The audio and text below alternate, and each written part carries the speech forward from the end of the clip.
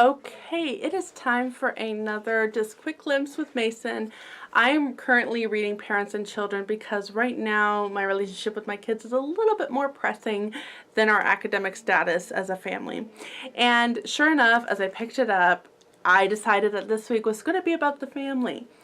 And this is talking about the restoration with the family. So what I do in these videos is I'm just going to read out loud a short glimpse of this and then just kind of expound on it and talk a little bit about it.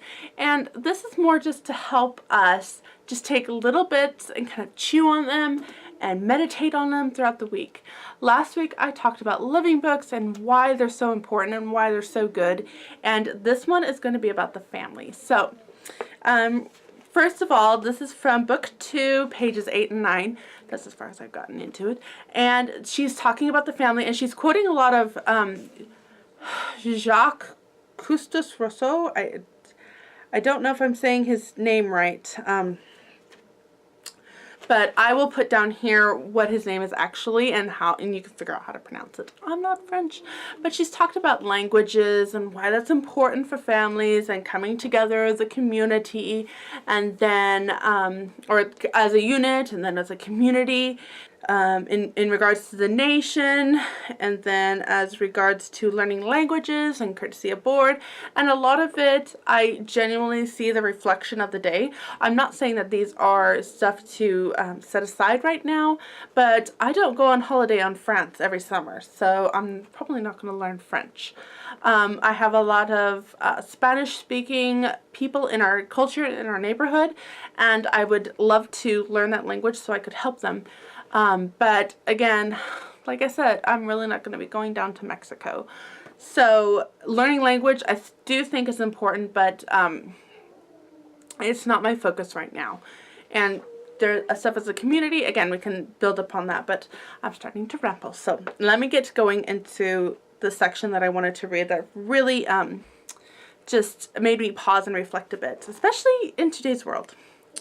So she's quoting now from Emily? E-M-I-L-E. I'll let you guys figure that out. Mr. Morley's appreciation of Emily. Education slowly came to be the thought of in connection with the family. The improvement of ideas upon education was only one phase of a great general movement toward the restoration of the family, which was so striking a spectacle in France after the middle of the century. Education now came to comprehend the whole system of relations between parents and children, from the earliest infancy to maturity. The direction of such wider feelings about those relations tended strongly towards an increased closeness in them, more intimacy, and a more continuous suffusion of tenderness and long attachment. And then, end quote, now she's saying it, his labors in this great cause caused the restoration of the family to give Rousseau a claim upon the gratitude and respect of mankind. It has proved a lasting solid work. To this day, family relations in France are more gracious, more tender, more close, and more inclusive than they are with us, and she's speaking about English. English, okay. They are more expansive too, leading generally to benign and friendly behavior, and so strong and satisfying is the family bond that the young people find little necessity to fall in love.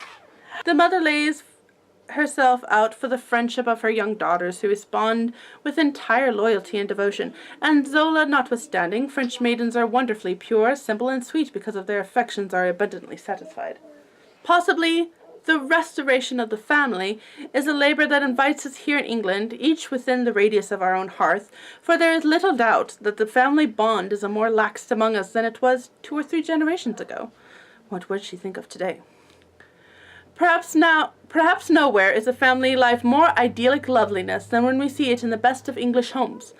But the wise ever find some new thing to learn. Though a nation as an individual must act on the lines of its own character, and we here on the whole well content with our English homes, yet we might learn something from the inclusiveness of the French families, where mothers-in-law and father-in-law, aunts and cousins, widow and spinsters are cherished, and 100 small offices devised for a dependent who would be in the way in an English home. The result is that children have a wider range for the practice of thousand sweet attentions and self-restraints, which makes home life lovely. I'm starting to pick up my English accent, sorry.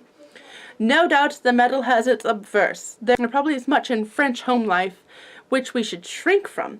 Nevertheless, it offers object lessons which we should do well to study. Again, where family life is most beauteous with us, is not the family a little apt to become self-centered and self-sufficient, rather than to cultivate that expansiveness towards other families, which is part of the family code of our neighbors? So I know the language is a little difficult to understand and comprehend, so let me let's kind of cut it down to the bare bones and talk a little bit about it.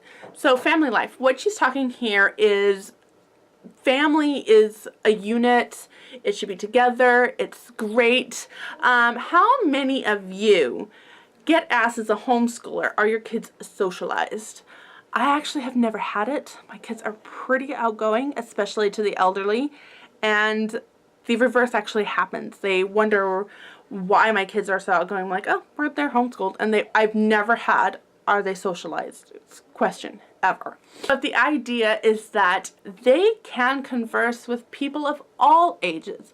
The couple that I make food for every day, the man actually comes about 20 minutes earlier than he's supposed to pick up food so that he can converse with the kids. And they talk Coast Guard, and they talk Oregon Trail, and they talk being a fireman, and they just talk.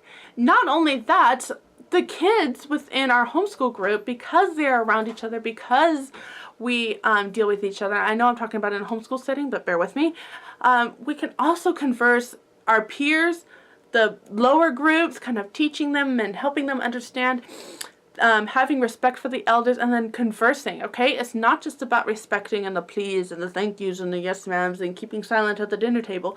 They can converse. They can do it well. And they can help little ones, and the little ones learn greater vocabulary because they are involved in the family.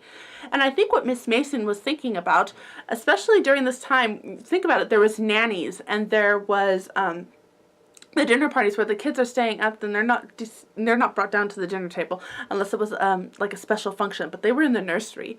She's saying, look, in France, they are all together and they are working with one another, and these kids are conversing and they're learning and they're watching and observing, which is the essence of what Charlotte Mason is all about to begin with.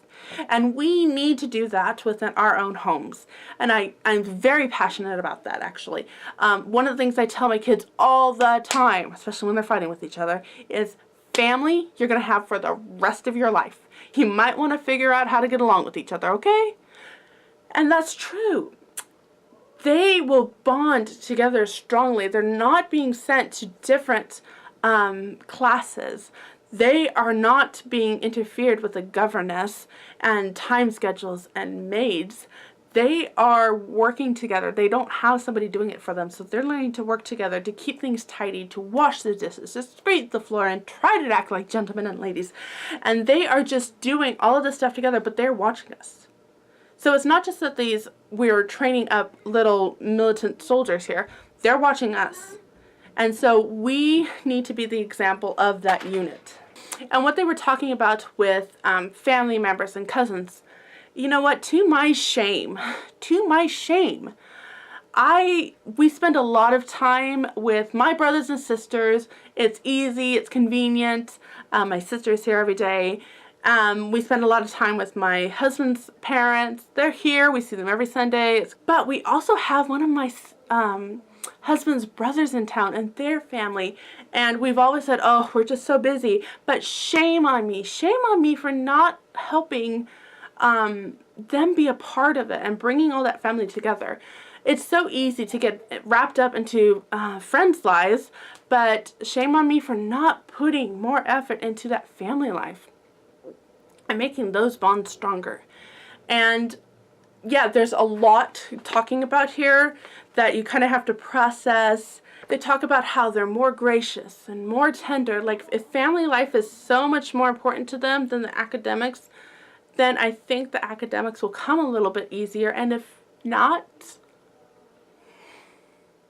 isn't it a little bit more important, our relationship to one another? So that's something that I'm taking away with me this time, but I'm going to stop this here. I'm just going to let you think about it and share down below your comments of this video. Are you enjoying these little tidbit with Mason times? But thank you so much for watching. I need to go. I've got some stuff to do. It's a little bit embarrassing. We won't do that again. But until next time, have a great day and adios. That's Spanish.